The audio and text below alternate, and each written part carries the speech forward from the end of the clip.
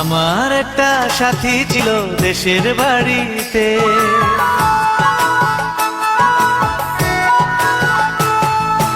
আমার একটা সাথী ছিল দেশের বাড়িতে, মিষ্টি প্রেমের লিখত চিঠি প্রতি মাসেতে। হঠাৎ একদিন খবর এলো সাথীর নাকি বিয়ে হলো আমার অজান্তে।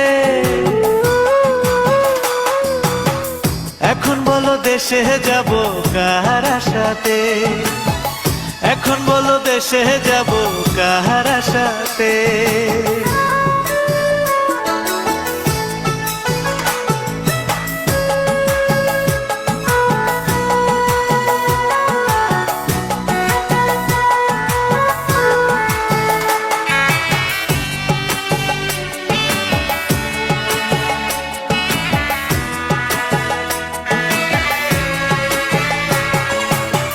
কাজের ফাঁকে যেতাম ছুটে দেখতে সাথীর মুখ, রেশমি চুড়ি কাজল টিপে খুঁজে পেত সুখ।